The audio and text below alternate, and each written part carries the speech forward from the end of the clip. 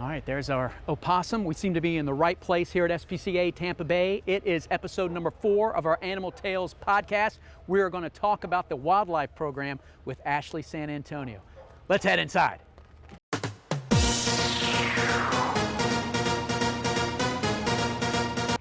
It's not the wildlife that I had in mind with Ashley. Give me 15 seconds and I will fix this.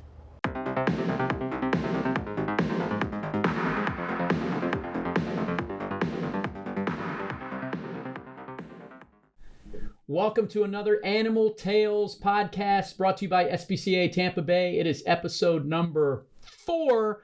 I'm Eric Keaton. This is Ashley San Antonio, and we're getting wild. It's the wildlife edition of the Animal Tales podcast. Ashley, welcome. Thank you. Thank you for having me. No problem. I mean, this is the person that you have to talk to besides going to our great website when it comes to wildlife. But first, like previous guests on our show from SPCA Tampa Bay, please tell us a little bit how you got involved with the organization and involved with animal welfare. Oh gosh, about almost 6 years ago, I applied to a position within the organization, an animal welfare position, and I had no idea I was applying to an animal shelter until I got here for the interview, and I was like, oh, this is pretty cool. I've worked in various different departments, different roles over my 6 years, but for the past 3 years, I've been an intake manager and wildlife rehabber. And Ashley is moving up in the organization. I have to ask you, did not plan on this, don't want to catch you off guard. What are your aspirations? Wildlife.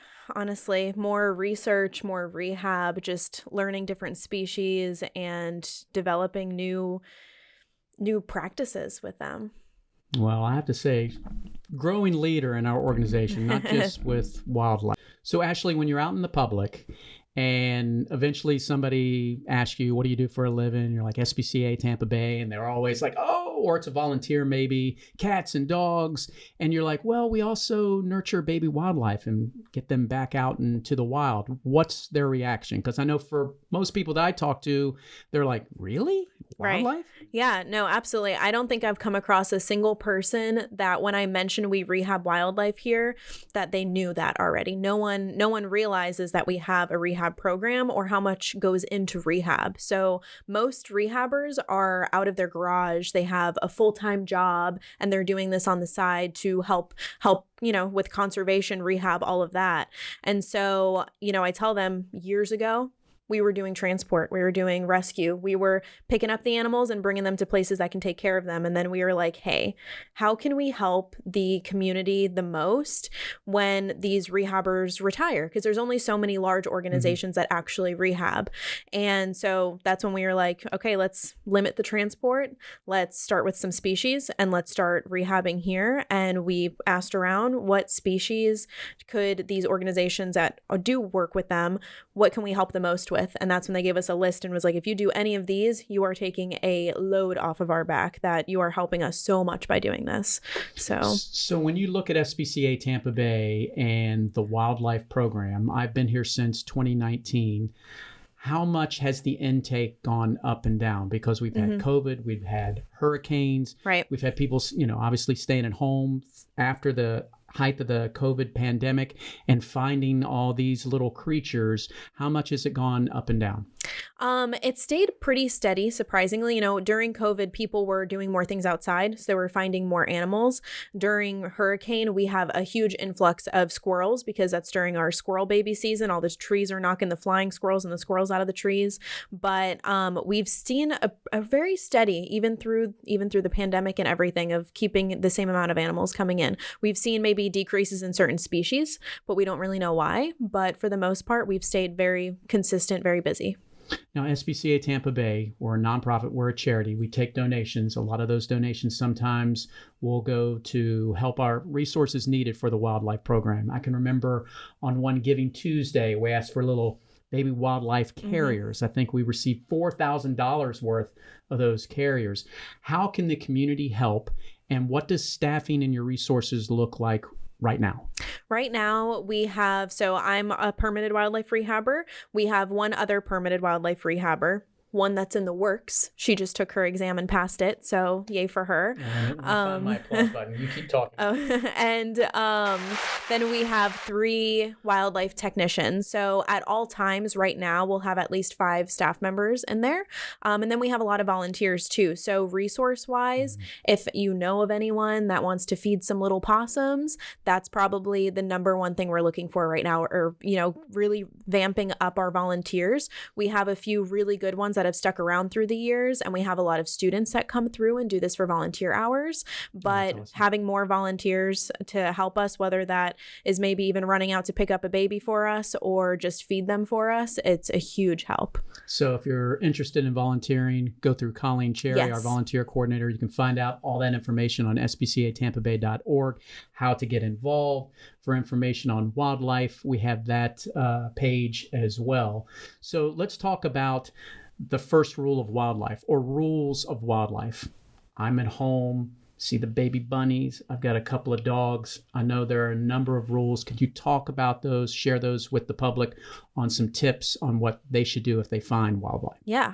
First, call us. If you Google it, you're going to find so many different things you could do. But if you call us, we have a staff member that answers the phone from 7 a.m. to 7 p.m. Leave us a voicemail if it's outside of those hours. And even on our voicemail, it'll tell you what to do by calling an emergency clinic, something along those lines. But as long as you get a hold of one of our staff members, we can tell you, depending on the species, what to do. So we know for bunnies, mom only comes twice a day to go and feed them. So if you don't see mom all day and you're worried, that's not a bad sign. We'll troubleshoot some things with you, tell you what to do to the nest to see if mom's coming back or not. If it's a squirrel, you play some baby squirrels crying, you'll see mom come right down from the tree, grab the baby, bring it up back to the nest. Possums are a completely different story. Moms don't leave their babies behind. If they've fallen off the back, mom's not coming back. So possums will be something completely different. So really just getting a hold of us first so we can walk you through the best case for the baby, because keeping them in the wild where they're meant to be is our goal. But if they have to come here, then they come here, and we'll take it from there. Do we have designated spots throughout the county that we go and drop off the baby wildlife? So for when we're open, everyone can bring them straight to us. So our Largo campus, if it's during other hours, or if you're closer to an emergency clinic like Blue Pearl, then they could be dropped off there, and then we'll pick up from them. Well, for what about us, Ashley, after the rehab has been finished? Oh, yes. Yeah. Because I know sometimes we get those emails that says we're preparing a big, wildlife, and it's a nice release, and there's always great video. Talk about those a little bit. Yeah. So we have a list of people who have really good release areas for us. So we want someone that owns their property. We want enough property, and we also want to have trees. And depending on the species, we want a certain type of atmosphere away from busy highways, busy roads. So we have a really good list, and we're always looking for more of really nice properties to release them on. And we like to know it's an area that's not going to get over inundated with the species either. So we don't want to release every single squirrel on the same property every single time. We want, 10 here, 10 there, something like that. Actually, let's touch a little bit on the types of animals. I know you mentioned it a little bit: squirrels, opossums, rabbits. Which ones are we seeing more of, and what does that care look like for them? Right. So every species is a lot different. So right now we do some small mammals such as squirrels, rabbits, flying squirrels, and possums. And then we have songbirds such as grackles, doves, mockingbirds, and blue jays. We're looking to add a couple more this season coming around, which I think we'll talk about in a little bit. But right now we're going into the big baby season. So that's going to be possums and songbirds that we're going to be seeing the most of. Every songbird that we picked, we managed to pick them in a way that they all have completely different diets, which was fun our first year of trying to figure everything out. But we have really, really good care sheets, really, really good broken down for all of our staff members, volunteers on how to care for everyone. So from about end of April to about the beginning of August, we'll be seeing those possum, songbirds, rabbits in, and then starting August, we'll start seeing all the squirrels come through. So it kind of makes a shift, and we're kind of in a down season right now, but we're starting to see those possums trickle in. So since I've worked here, and to let our listeners and viewers on YouTube, by the way, subscribe everybody. and we had people on our staff learning that you can hit a notification button on SPCA Tampa Bay on YouTube. So that way you can learn when we have a new podcast or we have a new video. We produced a few different videos with members of your team for the Great Explorations Children's Museum on how we care for opossums, baby rabbits, baby squirrels, and we have those on our YouTube channel. I know for me personally, when I didn't follow our flow chart on the webpage when I found some baby rabbits because I had 2 big dogs at the time, and I said, they're not going to be able to live together in the backyard. So I scooped them up, was able to bring them to our wildlife team. They were able to take care of them as well. But what stories do you have from meeting members of the public or volunteers or something recently that is really like, well, this is a great story to help the public understand our mission and what we do? Yeah.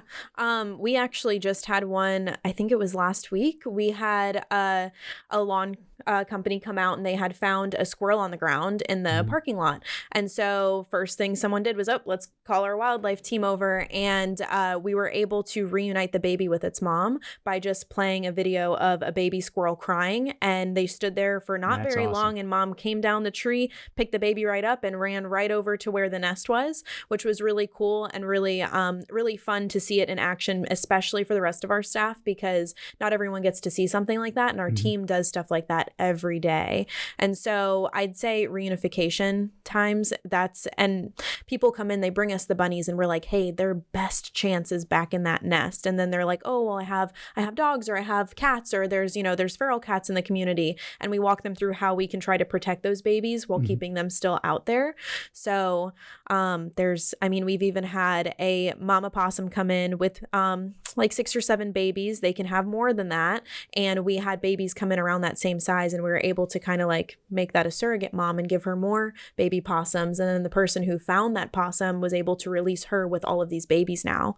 So it's really cool getting to see the community learn new things about species that no one really knows much about, especially possums. They look so scary, but they're so docile. So good for the environment.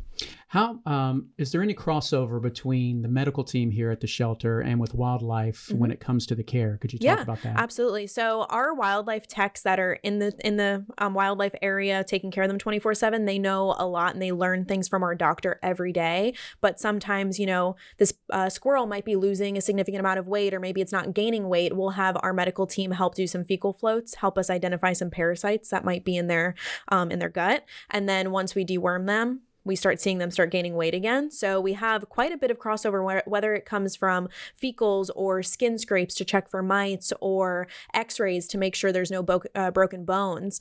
Our vet techs are often helping our wildlife team. And then our doctor oversees the entire shelter. I don't know how she does it, but she oversees everything. And That's she's Dr. still Sharon Pendar. Yeah, she's amazing. Love her so much. She is the sweetest person, and she makes a point every single day. If we text her, hey, we have possums, we have a squirrel, and we have a blue jay, we need you to look at all of them. She comes over right when she finishes surgery, and then she examines all of them and tells us what to do. And sometimes it is bringing them to our vet techs to do a couple things that we don't have abilities for over there. And Ashley, that's a future podcast that we need to have, having Dr. Pendar and Dr. Mitchell, so that way the public can learn to understand the difference between animal care at a shelter for the dogs and cats and wildlife versus Dr. Mitchell and the dogs and cat care who are pets at home, because it is a huge difference. How much are you learning just by observing and being here the number of years? I am lucky enough to have my desk right next to Dr. P's, so I'll be like, hey, Dr. P, my dog has this going on. And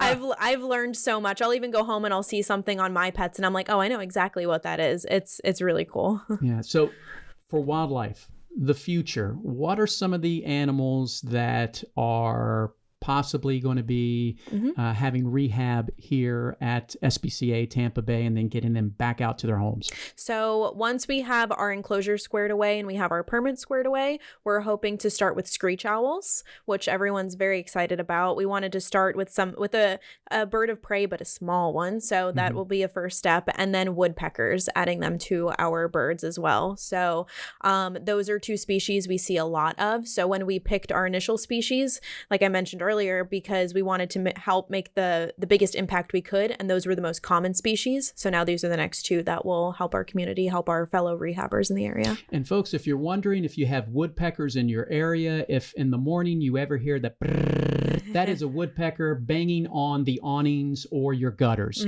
because it happens in our neighborhood. And I can remember my son one morning going, what? I mean, it sounds like a little Tommy machine gun or something. And there he is up there just going, I'm like, eventually he will figure it out that it's might be no insects in there or something to eat. Anything else to add, Ashley, about the wildlife program? I don't think so. Just, keep an eye out. It's that time of year. You're going to see a lot of possums traveling, looking for mates. You're going to see a lot of baby birds learning how to fly soon. So just keep your eye out. Give us a call before you touch anything. And we're ready for the season. And I thought of one final question before we head out of here, because I know it was on our website. We do have links to like coyotes, raccoons, probably even otters. I mean, they're all, in our neighborhoods and in our woods. If we live close to those type of areas in the county. What do you have for people out there?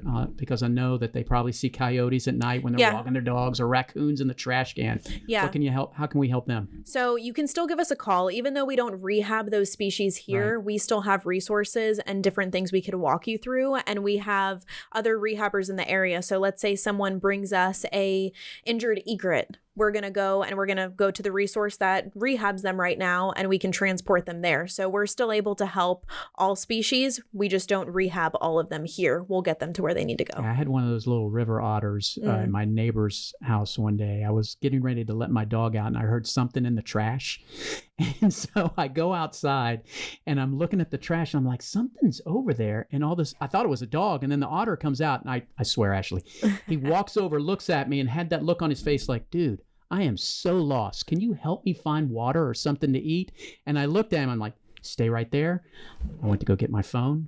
By the time I got my phone, I couldn't keep my dog out. That otter must have smelled my dog, and it was gone. I mean, that was it. Didn't get a picture or anything. It's super cool because Pinellas has such a variety of wildlife here, and I don't think anyone really realizes it until you experience something like that yourself. Yeah. If you're in Highlander Park in Dunedin and you're running around in the woods up there on the trails, you will hear the otters jumping into the water, because you'll think like, oh, a gator. No, those aren't gators. They're all the otters, and you'll see them swimming away. They're like hi and bye at the same time. Yeah. Ashley, well done. Anything else to add? No, I think that's everything. Thank you for having me. No, not a problem. We got wild here on episode number 4. Stay with us. We're going to hear from Hills, talk about the pet walk right after this. Get ready for the 32nd annual pet walk. Join SPCA Tampa Bay and help take care of animals in our community. Gather your friends, family, and co-workers and create your pet walk team. Log on to petwalk.org. The registration is free, and start fundraising for SPCA Tampa Bay. Your gift can make a difference in the lives of animals in our community. Each individual who raises at least $25 will receive a Pet Walk t-shirt. Celebrate with your favorite pet or goat at North Straub Park and OCC Roadhouse and Museum on Saturday, April 15th. Every time you feed your pet Hills, you help feed a shelter pet, which helps make them healthy, happy, and more adoptable, changing their life forever so they can change yours. Science did that. All right, ready to close out episode number 4. Thank you to Jable and Hills Pet Nutrition for presenting our 32nd annual Pet Walk, to be held at not one but 2 locations: Orange County Choppers Roadhouse and Museum, and also at North Straub Park. Folks, free to sign up. You can help support our For All shelter when you form a team and bring your team in with donations, and we will celebrate on Saturday, April 15th. You can sign up for one of those 2 locations. You can bring out your friends, and then we can have a half mile to about a 1.5 mile walk at one of those 2 locations. If somebody can do both, hey, I'm all for it. Then you try to do both. But also, if you sign up for Pet Walk and pay an extra $10, you can be in the pet costume contest. Last year we had dogs dressed up as Elvis. We had Starbucks. We had hot dogs and mustard. Of course, you can think up your own this year and base it off maybe Guardians of the Galaxy. That's the one that I'm waiting for. Also, here at SPCA Tampa Bay, we have our Foster to Adopt program. Please go to our website. You can find all of our adoptable animals. Remember, wildlife is not to be adopted. We talked about that earlier. We release and rehab them first and then release them back out into the wild. But we do have pocket pets, small critters, cats and dogs here at SPCA Tampa Bay. We are averaging about 50 to 60 adoptions a week. And as always, we could use your support. If you go to our website, hit the big green Donate Today button, and you will help our wildlife program, you will help our events, and you will help all of the animals in our care. But again, a reminder, petwalk.org, 2 locations, sign up for free. If you raise at least $25, you'll get a nice t-shirt. It will be branded with our logo. If you form a team and you raise a lot of money, you could be eligible for more prizes, but most importantly, you will help the animals in our care. We'll see you on the next episode. That will be number 5, where we will be talking about our Pet Walk event coming up on April 15th. Thank you for watching and listening.